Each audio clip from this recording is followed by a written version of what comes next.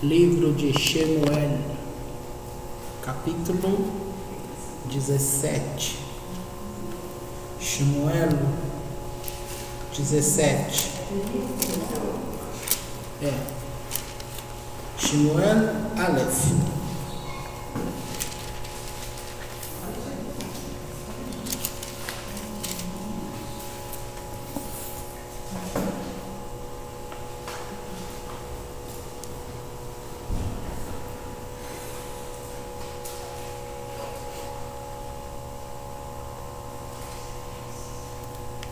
Deixa eu ver o versículo, mas 48.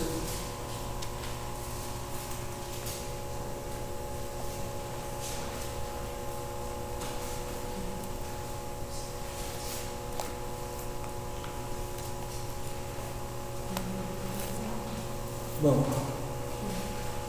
17, aqui acho que vai estar diferente. Vê se no 38 vai estar o que eu estou lendo. Shaul vestiu Davi com a própria armadura. Tá? 38. Ele colocou o capacete de bronze sobre sua cabeça e lhe deu a armadura para vestir. Davi afivelou sua espada em sua armadura e tentou caminhar. Mas ele não estava acostumado com aquele equipamento. Então disse a Shaul: eu não consigo me mover usando essas coisas, porque não estou acostumado a usá-las.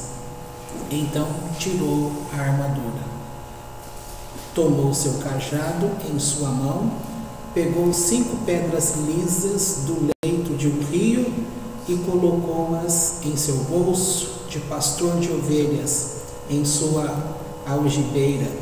Em seguida, com uma funda em sua mão, ele se aproximou do Filisti. O Filisti, com seu escudeiro à frente dele, foi se aproximando cada vez mais de Davi. O Filisti olhou para Davi de cima a baixo e nada sentiu, exceto desprezo por aquilo que viu. Um menino com as maçãs do rosto rosadas, cabelos ruivos e boa aparência. O Filisti disse a Davi: sou um cão? Por que você vem a mim com pedaços de pau? E o Filisti amaldiçoou Davi por seus deuses, aliás, por seu Deus. Então o Filisti disse a Davi: vem até aqui, para que eu possa dar sua carne aos pássaros do céu e aos animais selvagens. Davi respondeu: você está vindo a mim com espada, lança e dardos. No entanto, eu vou a você em nome de Adonai Tsavaot, o Deus dos exércitos de Israel, a quem você desafiou. Hoje Adonai entregará você a mim. Eu o atacarei, cortarei sua cabeça e darei as carcaças do exército dos Filistim aos pássaros do céu e aos animais da terra. Então toda a terra saberá que há um Deus em Israel, e todos os que estão reunidos aqui saberão que Adonai não salva por espada ou por lança, porque esta batalha é de Adonai, e ele entregará vocês em nossas mãos. Até aqui tá bom. Bom, as duas coisas que eu queria falar estão dentro desse texto de agora. Aqui, quando a gente vem de uma literatura cristã, como nós viemos, sempre foi ensinado, e talvez a dificuldade que vocês têm, talvez nem pensaram nisso ainda, mas a pergunta que provavelmente as pessoas mais façam a quem entra no judaísmo é querer entender: e salvação? Se, no caso, eles falam, se Jesus vem para salvar e o judeu não precisa dessa salvação, então como que ele se salva? Como ele vai para o céu? E você? E se nós deixamos o segmento evangélico cristão e entramos pela porta do judaísmo, como fica essa questão de salvação? Jesus, ele é o Salvador para nós, e se ele é o Salvador, ele salva o quê para nós? Aqui nesse texto a gente viu Davi falando que o Eterno, ele não salva por espada, tá certo? Vocês têm alguma resposta para isso que eu falei? Alguém já fez essa pergunta a vocês? Ou vocês já se fizeram esta pergunta? Porque é uma coisa que vai chamar atenção, tá? Tudo pra gente na época de igreja era voltado que Jesus é tudo.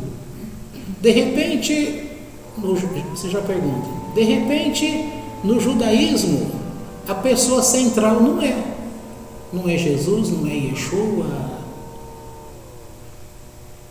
E não vai dar para ficar explicando isso, porque eu não vim para falar sobre isso, que é a questão de falar, enquanto no judaísmo Yeshua não é essa pessoa, o Yeshua do Novo Testamento para os cristãos, por outro lado, o que Yeshua como Messias é para os cristãos, ele não é para os judeus. O Messias do cristianismo é um Messias diferente do judaísmo. Só que a promessa de Deus de um Messias, ela não é para o cristianismo. Messias é palavra de Deus dada na Torá para o povo judeu. Então, Yeshua, por nós recebermos como Messias, ele não veio fundar a igreja, como o cristianismo diz, tá? Ele não veio nos salvar no sentido que a gente aprendeu como cristão, e ele não veio para levar a gente para o céu, para arrebatar a igreja. Não veio nem virá. Não veio para isso e nem virá para isso. O povo vai ter uma espetacular surpresa. Antigamente, a gente via notícias assim, igual eu tenho visto no Facebook, como a gente muda, porque a pessoa está andando de carro e tem aquela placa grandona verde assim, Cristo está voltando. Como a gente acreditou nisso e colocou a nossa dependência nisso? Porque isso para nós era uma salvação. Essa placa, ela já perdeu o sentido, porque Cristo não está voltando nesse sentido. Ele não está voltando para levar ninguém para o céu. E eu falei que eu não ia falar sobre isso. Ai, meu Deus. Mas eu queria que vocês soubessem um pouquinho que a salvação que Deus promete não é a salvação que foi ensinada para nós, tá? O mesmo inferno, como nós já falamos aqui, que Deus diz sobre ele, não é o inferno que a igreja evangélica ensinou para nós. Isso eu já falei aqui, vocês já sabem. A diferença é muito grande.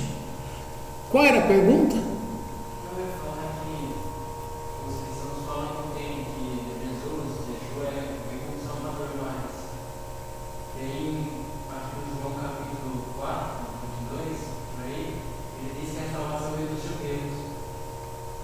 Sim, fala isso mesmo, a salvação vem dos judeus.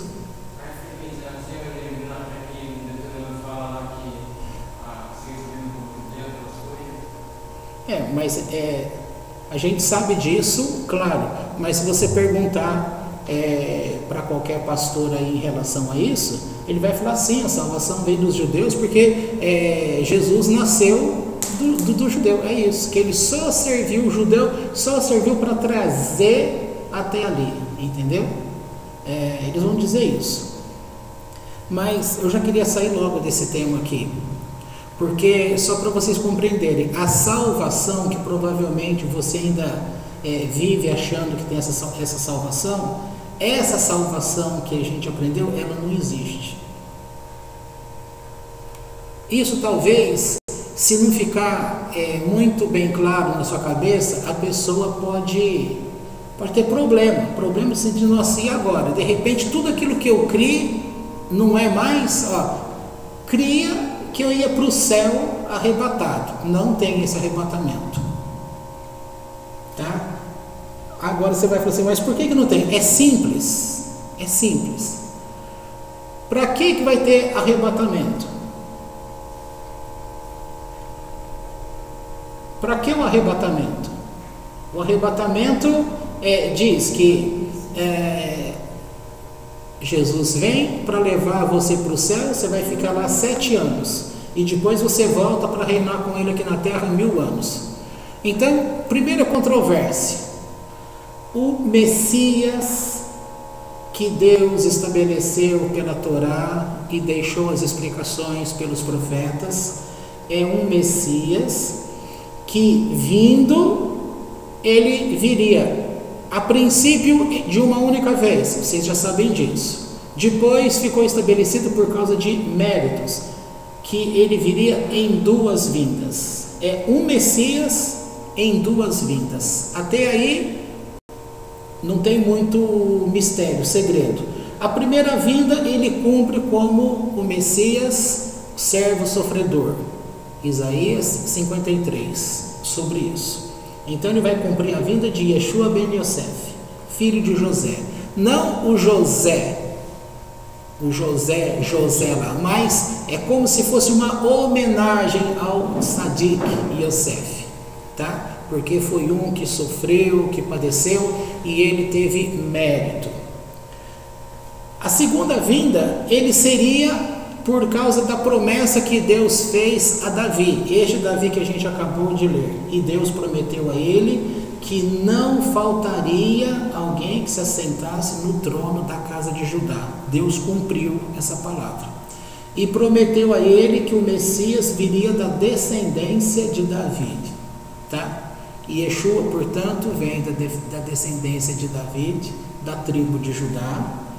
E, portanto, a vinda dele é esta vinda que nós esperamos e que o judeu também espera, tá? Os cristãos esperam essa vinda como o Salvador. O Yeshua ben David, ele vem à semelhança do rei Davi, aquele que vai libertar Israel, como ele trouxe o tempo de paz. A relação é essa. Agora, voltando ao assunto que eu disse, salvação para levar alguém para o céu, no caso o arrebatamento, como foi citado, de passar 7 anos lá, de voltar depois no céu, e tem ainda, para você ressuscitar, tem que ter a ressurreição, tá?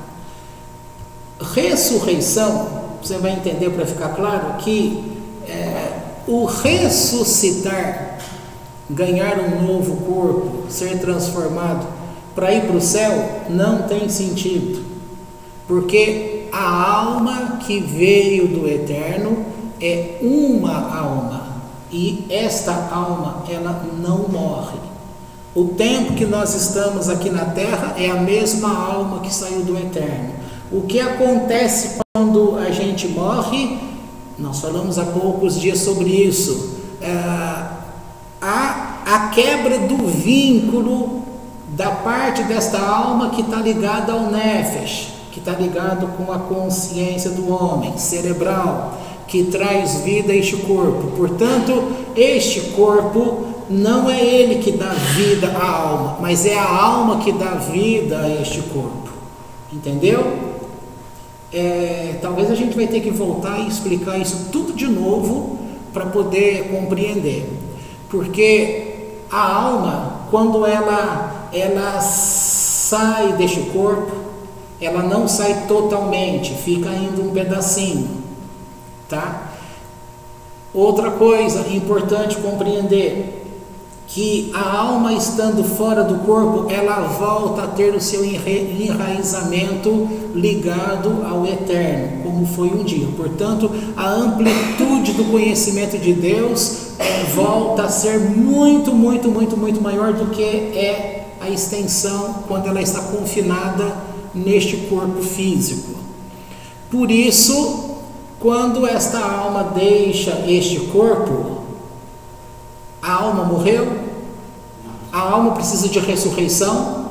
Não, a alma não morre, ela está viva. Ela não precisa de ressurreição. Quem precisa de ressurreição é o corpo. Mas o corpo físico, para que ele vai precisar de ressurreição se a princípio foi ensinado que a ressurreição era para você ir para o céu?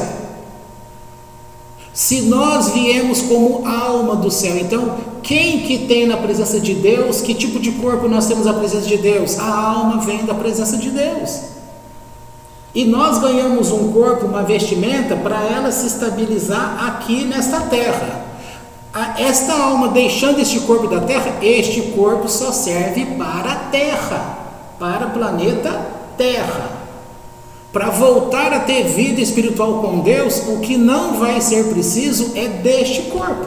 Portanto, o ensino de ressurreição para subirmos a Deus com o corpo não tem cabimento, e não é assim e não será assim. Porque este corpo só será ressurreto, vai ter que haver a ressurreição para você viver a era messiânica aonde? No céu ou na terra? Na terra, não é no céu. Portanto, viver, agora eu vou usar o termo evangélico lá, viver com Cristo é aqui na terra. Isso quer dizer que se a pessoa morreu, para ela viver a era messiânica, ela vai precisar de quê? Do corpo. Que corpo? Este corpo físico. Então ela vai precisar ressuscitar, vai precisar que a alma dela, para entrar no corpo de novo, vai precisar de uma vestimenta, que é o corpo. Para viver do quê? Para viver esta parte que está prometida, que é a era messiânica. Vai precisar de corpo físico. Este corpo não é para ir para o céu. Então você tem que ter claro na tua cabeça que aquele ensino que a gente recebeu de ressuscitar para ir para o céu não tem sentido, porque justamente no céu você não precisa desse corpo, você vai precisar desse corpo aqui na terra, tá bom?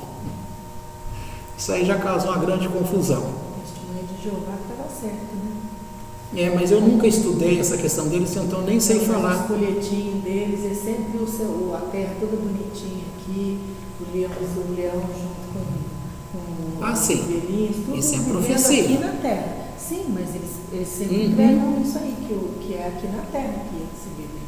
É isso mesmo. Agora, voltando para o que eu estava falando, a salvação, quem opera a salvação é o Eterno. A salvação é do Eterno, sempre foi do Eterno. Ele não confiou a salvação dele a um segundo. No caso seria o filho dele, ou o Messias. O Messias, ele não é o Salvador nesse sentido. Não, ele não tem essa questão dessa salvação. O Messias tem o papel de nos conduzir, e um dos papéis principais dele é sempre vinculado ao povo judeu. Primeiro, reunir as 10 tribos de Israel, da casa de Israel. Uma outra coisa, guerrear as guerras de Israel. Outra função prioritária dele: edificar o terceiro templo, restabelecer o processo levítico no templo, tá? Voltando os sacrifícios, ok? Mais uma coisa atribuída a ele. Qual é? Então nós já sabemos que ele virá para restaurar, reunir as 10 tribos, tá certo? Lutar as guerras de Israel, vencendo os inimigos e todas as nações que vão se unir contra Israel. Reedificar o terceiro templo, começar novamente o processo dos sacrifícios no templo, tá? Inclusive com a vaca vermelha, aquele processo todinho, do jeito que foi o primeiro templo, do jeito que foi o segundo templo, vai ser o terceiro, tá bom? E uma outra parte que talvez é a mais importante de todas: ele vai ensinar Torá a todas as pessoas, ao mundo inteiro. É nessa parte que todas as demais religiões vão ter uma surpresa, porque eles vão achar que vai ressuscitar em Jesus e que vai ter uma vida alheia, paralela ou alheia, um reino só para eles, e não tem esse reino só para eles.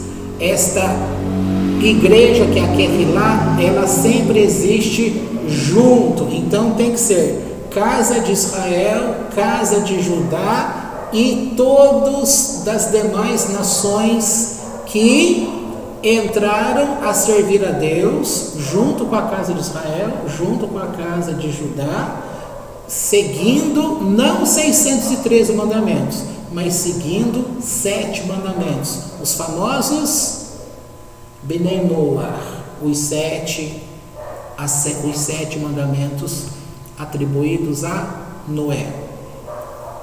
Noé cumpriu os 7 mandamentos? Essa lei é dele? Não, ela recebe esse nome por homenagem, mas não foi ele que fez isso, tá bom? Então, o plano de Deus para este mundo, para você compreender, Deus estabeleceu para um povo um jugo pesado. Qual é o jugo pesado? Viver para Deus cumprindo 613 mandamentos. Mas um judeu cumpre todos os 613 mandamentos? Não, porque tem mandamentos para o templo, para o sacerdote, para as mulheres, para só homens, para só levita. Então, ninguém vai cumprir 613 mandamentos. Ele vai cumprir naquilo que está estabelecido para ele. Quais são? Tá bom? Então, que mais? Uma vez dito isso, a salvação que vem do Eterno, a salvação do Eterno, portanto, para o povo judeu no Velho Testamento é bem diferente da salvação que foi ensinada para nós via Novo Testamento. Essa salvação que você está salvo e você não precisa fazer mais nada e você já vai para o céu. Primeira coisa, o judeu que faz techuvá, voltando-se para Deus, e ele deixe de viver com Deus pela Torá, ele não tem, entre aspas, essa salvação. Por que um evangélico, um católico, um de igreja, iria receber essa salvação, essa morte vicária na cruz? Ele iria receber essa salvação e iria viver para Deus do jeito dele. Porque a primeira coisa que foi ensinada para a gente é que os mandamentos com essa salvação do Messias acabou. E é justamente ao contrário, o Messias vem para ensinar o povo a viver pelos mandamentos. É que as pessoas esquecem, está escrito em João, aquele que o Pai ama é quem? E Yeshua está falando, aquele que me ama, o que ele guarda? Guarda os meus mandamentos. Quais são esses mandamentos? A Torá. Entendeu? Bom, posso passar para frente? Que eu quero entrar nesse texto que eu li. Por que a gente leu sobre Davi? Deixa eu só esclarecer então no sacrifício de cruz nós aprendemos durante tantos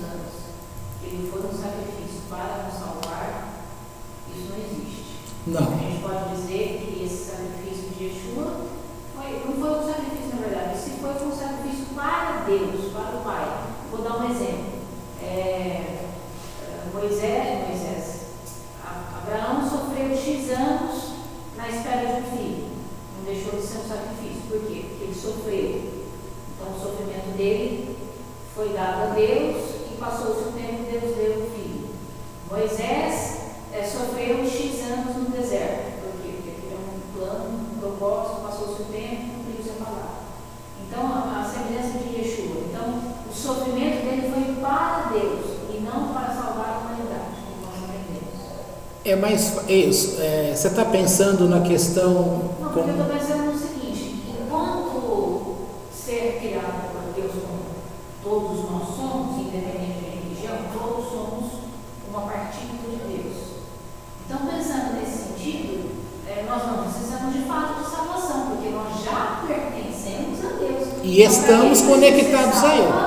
E já estamos conectados, exato. Então, assim, uma vez em eternidade eu estava conectado. Entrei neste mundo, de alguma forma eu me conectei. Morrendo, eu volto a me conectar com Ele, ou seja, pela nossa salvação. E vai prestar conta do que foi feito então, aqui. Eu estou tomando, até que se prove o contrário, Yeshua morreu por morte de cruz, certo? Foi isso que nós aprendemos com os evangelhos. E como o judaísmo, a gente ainda defende isso. Tá, mas segundo o historiador conceituado dentro do judaísmo, Flávio José, ele estava vivo na época de Yeshua. E ele comprova que houve este homem. Mas essa era uma morte também muito comum. Mas o que eu quero dizer assim, esse sacrifício... Sim, como a Lu está falando aqui, a morte de cruz era uma condenação romana muito comum para a época. Então aí não tem tanto mistério. Não, sim, mas é que não é morte de cruz assim que se fala no cristianismo, se fala do ato em si. O ato em si foi sacrifício para a humanidade, certo? Uhum. E eu quero entender o seguinte: então, esse sacrifício para a humanidade estava cancelado, não houve. Não precisaria ele ter morrido para nos salvar, certo? Nesse sentido, para salvação, nesse sentido, não. Eu estou chamando o sofrimento dele de algo dele para com Deus. Ele teve que passar por isso. O Paulo ficou 3 dias cego. Ele precisou passar por isso. É isso que eu estou falando. Então, ele sofreu, houve toda aquela problemática, ele foi, não foi aceito pelos judeus, etc. A história continua. Mas o sacrifício em si não foi para o homem, foi algo dele para Deus. Estou entendendo certo? Até então, porque o homem não sabia que aquilo ali estava sendo feito para ele. Aquilo era a conexão de Yeshua com Deus. Porque ele mesmo não disse para Pilatos ou para quem estava crucificando: olha, eu vou morrer para salvar esse povo todo que está dizendo que eu sou o Messias. Isso não foi dito também. Então, correto. foi a conexão dele para com Deus. Para nós não existiu nada disso. E tem que contar. É o cara chegou. A morte de cruz podia ser algo naquela época, mas Jesus ele foi condenado sem merecer. Sem merecer, mas... Ele foi para a cruz sem dever. Como muitos bandidos hoje. Não, mas a linha ainda tem que ser o que a Ente está falando. É aquela lá. Eu entendo que o sacrifício foi para Deus. Fica fácil explanar da seguinte forma. Desculpa, que o raciocínio hoje está terminando. A semelhança de Isaac. Quando Deus vem a Abraão e fala assim: vai para o monte e sacrifica o teu filho. Nós aprendemos que ele iria sacrificar o filho, independente de Deus ter dito pai. Então, tá, para um pouquinho. Não, deixa eu só concluir, você não vai esquecendo. Então, o que eu quero dizer em relação a Yeshua? Deus chega para Yeshua, com aquela conversa entre eles, falando assim: o seguinte, eu vou provar você agora, e você vai morrer para mim. Você vai ser lançado em cruz como sacrifício para mim. Tudo bem? E tudo bem. Então, é nessa semelhança que eu estou querendo dizer, entendeu? É para Deus. Para ele. Foi algo entre ele e Deus. E ele aceitou. Só que aí, o protestantismo, etc., ensinou de uma outra forma. Foi virando até sair para nós como Salvador. Aí entrou mais ainda. Eu vou ter a salvação se eu aceitar Yeshua como meu Senhor e Salvador. Aí eu vou para o céu. Se não fizer isso, eu vou direto direto para o inferno. Justamente, por isso que as pessoas vivem falando que quem morre sem ter aceito o eixo salvador está indo para o inferno. O erro está justamente nisso daí que vocês estão falando. Agora tem uma coisinha, se vocês pensarem nela, vocês não vão errar mais o conceito. É assim, quando se fala, e eu não vou conseguir entrar nesse texto aqui, hein? Quando se fala deste Salvador, dessa salvação, como vocês estão dizendo, estão pensando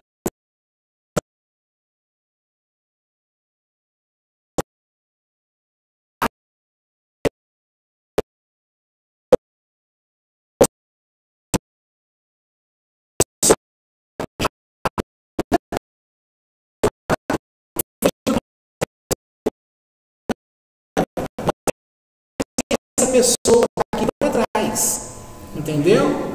Por isso que foi fácil colocar na nossa cabeça que Ele é o Salvador e sem esse Salvador nós não temos Deus. Agora, para o judeu não precisa falar isso, porque este Yeshua, ele é judeu, ele é nascido judeu, ele não foi circuncidado ao 8º dia? Foi. A mãe dele e o pai não fizeram a consagração no dia 40 para fazer o resgate do primogênito? Ele não foi abençoado por Ana e por Simeão no templo? Ele não recebeu, ele não pagou a oferta de 2 pombinhos e rolinhas, conforme o mandamento levítico? Foi. Ele fez isso. Ele não passou com 13 anos de idade por bar mitzvah? Sim. Ele não começou a responsabilidade dele diante de Deus pelos mandamentos a partir de 12 anos de idade, com 13 anos de idade? Sim, passou. Ele não ia pregar. Aonde é que ele apresentava as pregações dele também? Não era numa sinagoga? Sim. Então ele viveu como judeu, ele era judeu, viveu como judeu, morreu como judeu, recitava o Shema como todo judeu, tá bom? Só que quando é dito a respeito dele como Messias, o que é que este homem chamado Yeshua, visto como Messias, vinha fazer? A mesma confusão que se tem até hoje, tinha também naquela época. Se ele é o Messias, então cadê a vitória, a era messiânica? Cadê os tempos de paz? Cadê a restauração? É que o templo ainda estava de pé, o segundo templo, tá? Mas aonde estão as demais coisas? Não aconteceram. Por quê? Porque aqueles que acham que a vinda é uma só, eles estão esperando o Messias, filho de Davi, aquele que vem para vencer inclusive guerras políticas. E naquela época ele venceu guerra política? Roma deixou de governar sobre Israel? Não. Então que vinda ele estava cumprindo? Ben Yosef. A vinda, a dica que ele deu, que ele veio como Ben Yosef, foi que ele entrou em Jerusalém montado onde? Num burrinho, numa jumentinha. Isso coloca ele pelo profeta para cumprir a profecia que ele é o Messias Ben Yosef. E o que a gente vem aprendendo aí? Ele foi um justo levantado por Deus na sua era. Poderia ter sido o José, o João, o Marcos, que todos nós somos vivos, né? Mas poderia ter sido o Zé, chama de Zé. Deus ia levantar o Zé e o Zé ia ser o justo dessa época. É isso que a gente precisa. Aquela hora que eu quis te interromper, que você falou que você ia esquecer, você citou que Deus provou Abraão pedindo o sacrifício de Isaac. Isso é uma literatura chamada Akedah Yitzhak. Quando o Eterno, e esta foi a 10ª prova para Abraão. Abraão, quando ele completa essa 10ª provação, que foi a pior de todas, diz o Midrash que ele não se conformou. Quando Deus mostrou para ele o cordeiro lá, o cabrito, o animal preso pelos chifres, ele não se conformou, porque Deus interrompeu o culto, o serviço de culto que ele estava prestando a Deus. Deus interrompeu, porque pediu para que usasse aquele lá. Aquilo que Deus tinha pedido para ele, que era entregar o filho, então ele fez oração e falou: o Eterno tem que aceitar como se eu tivesse feito. Por isso que se explica que para Deus Isaac morreu, porque ele de fato fez. Deus só não permitiu que de fato o menino morresse, tá bom? Quando Deus faz isso, qual era a intenção do Eterno? Que em Abraão houvesse o que? Uma palavrinha que vocês têm aprendido muito. Ele estava conquistando o que diante de Deus? Mérito. Por quê? Porque ele iria ser cabeça de um povo. E este cabeça de um povo, ele iria proteger esse povo. Como é que se protege o povo? Tendo mérito. Aonde nós vamos chegar? Nós vamos chegar que o Yeshua, como o tzadik justo que ele foi, ele está fazendo esta mesma representação. Por isso que ele é chamado o Cordeiro de Deus. O Cordeiro de Deus que tira o pecado do mundo. O que o sacrifício tirava? O pecado entre a pessoa e Deus. Agora, nesse sentido que ele está cumprindo essa questão, ele está atraindo para si mérito. Então é por causa do mérito de Yeshua que nós podemos chegar até aqui, onde nós estamos. Por causa do mérito de Yeshua, que as 10 tribos do norte estão sendo nos tempos atuais atraídas para Deus. Alguém teve que pagar um preço. Israel só veio à existência como povo porque um pagou o preço. Quem foi este um? Abraão. Isaac depois teve um preço a ser pago? Teve. Jacó também? Todos. Mas acho que nem a água resolve.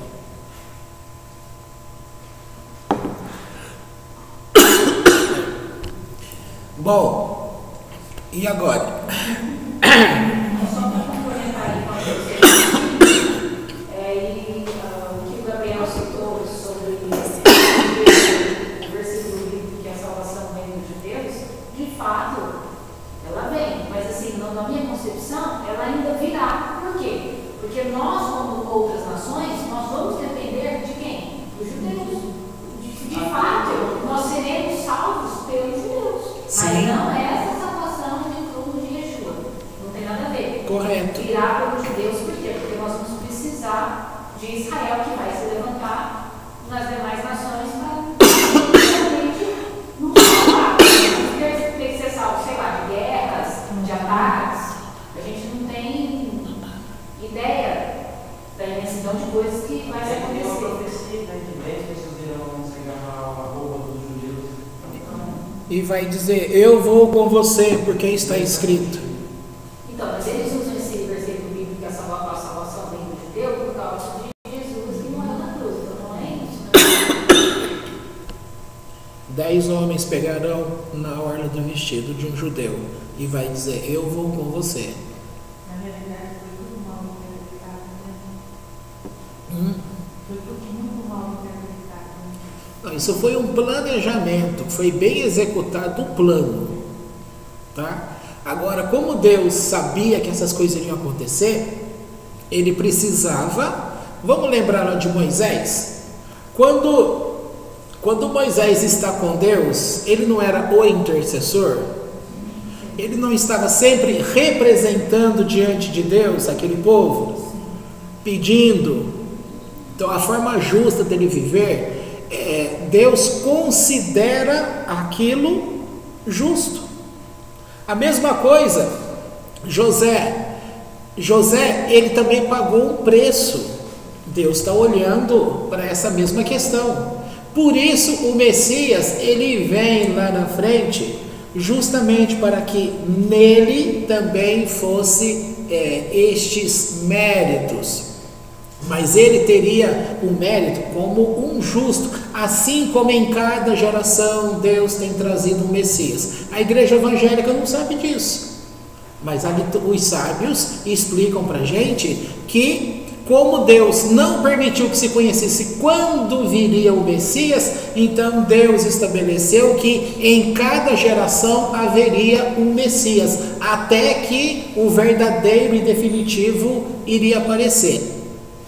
O que é que faz estes Messias a cada geração?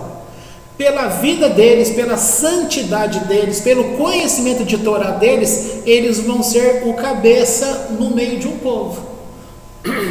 Além de que, quando o Messias sofre estes sofrimentos que ele sofreu, ele está, por causa destes méritos, permitindo que nós, na qualidade de afastados de Deus como estávamos, merecedores de morte, nós pudéssemos ganhar uma sobrevida para poder fazer techuvá e voltar para Deus andando de acordo com a sua Torá. Agora deu para entender? O que eu queria falar de uma forma tão simples é que, da forma que foi ensinado para a gente esse Messias, ficou de fato desconectado com a história, porque Deus tem uma história. Ele começou um planejamento, e quando Roma fez essa questão dessa ideia do cristianismo, eles puxaram essa planta do terreno e plantaram num outro terreno, e virou uma outra coisa. Entendeu? Então, este Yeshua que a gente aprendeu a conhecer como igreja evangélica, você não tem a base histórica dele lá atrás, dentro do judaísmo, porque eles cortaram, eles não ensinaram essas coisas para a gente. Então, precisou desse Salvador eterno, tá? Precisava de tantas e tantas e tantas coisas. Agora, quando a gente olha para esse Jesus ou Yeshua, e por que fica fácil para você compreender isso hoje? Não como cristão da época, porque o cristão tem essa dificuldade, porque o cristão não sabe a questão de mérito, não sabe o modo que Deus desenvolveu, criou e executou as coisas, qual é o jeito dele agir. Olha, você é contratado numa grande empresa hoje. Você trabalhou na Bosch. Eu vejo você conversar com algumas pessoas aí, você fala, na Bosch era assim. Você sabe como é que é, porque você esteve lá dentro. Agora, se você fosse conversar com o teu antigo genro, tá, que trabalhou lá, ele vai falar, na Bosch era assim, assim, assim. Você poderia falar, não é desse jeito não. Ou na época que eu estive lá, isso, era isso.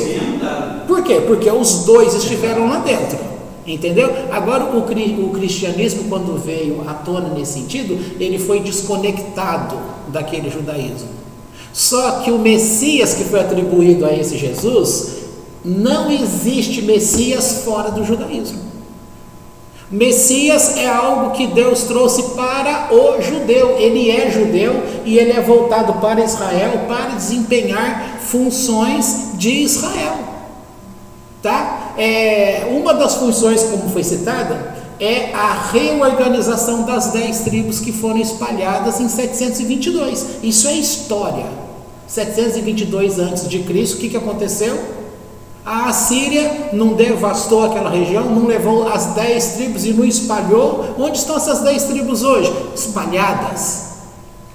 Então Deus precisava de um justo, que realmente fosse o justo.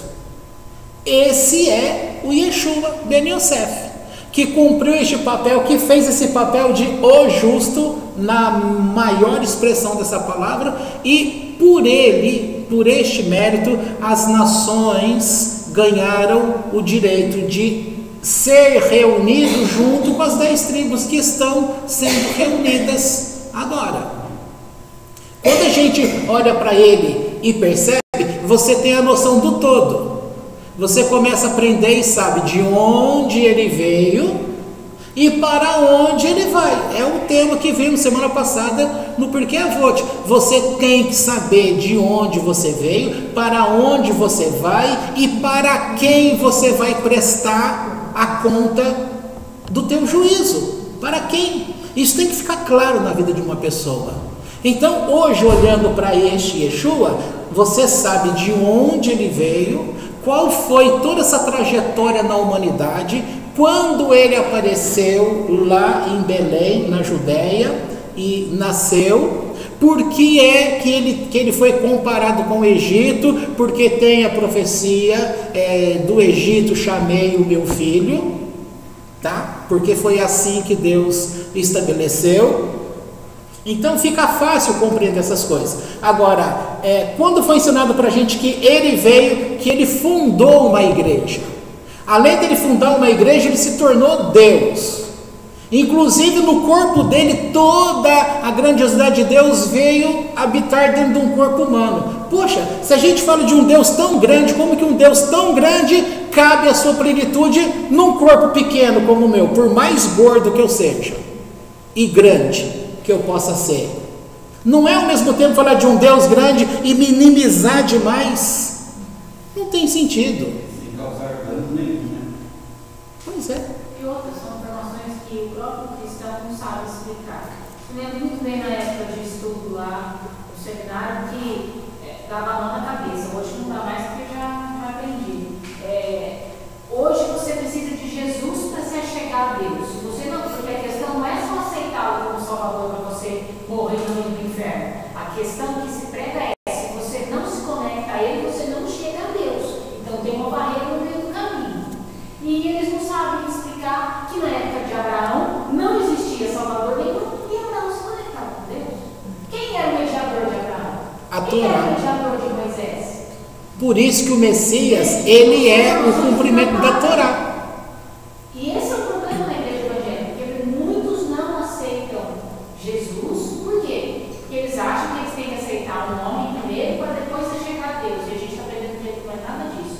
Você não precisa de ninguém. Você precisa aprender a se conectar com Deus. Uma vez que você conseguiu, você começa o seu relacionamento.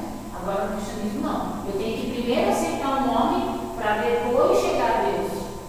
Sendo que no começo, gente, a Bíblia diz que Deus vinha todo final de dia conversar com Adão. E não tinha Yeshua.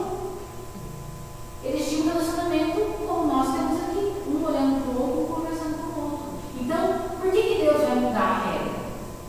Então fica claro que o homem mudou a história. O homem alterou a história. Porque desde o início Deus se relaciona com o homem, com o ser que ele criou.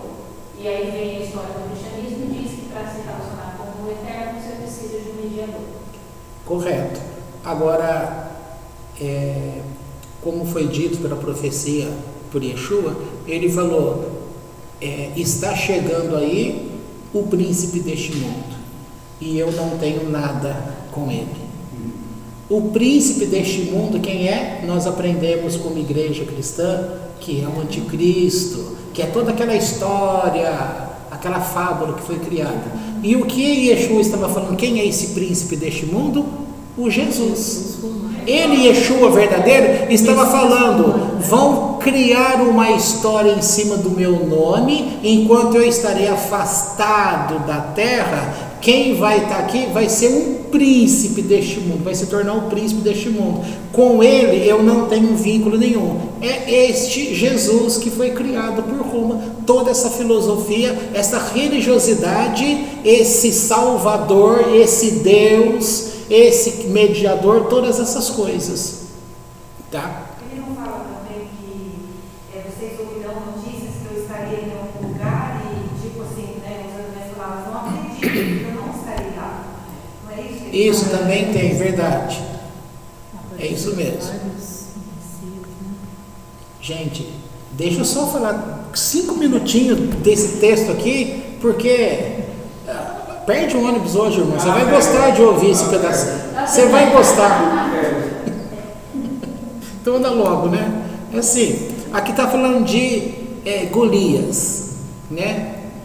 Seria bom falar o tempo todinho desse Golias, né? E Ah, vamos só cutucar então, porque aí vocês vão ficar curiosos para saber a história. Ah, mas não precisa que nós estaremos. Tá bom, falaremos do Golias então E aí, você vai começar a falar e você não na outra terça. Tá bom? Ok, mas só para não ficar assim, Golias era como se fosse um parente de Davi, tá? Tá bom? Golias, o gigante, era como que um parente de Davi. Mas é justamente isso que eu vou querer tratar com vocês. É essa questão, como que alguma coisa muito próxima de nós pode se tornar alguma coisa muito opositora a nós. É essa relação que eu quero fazer sobre o Hassatan muito próximo de Deus com o Hassatan muito opositor a nós. Ok?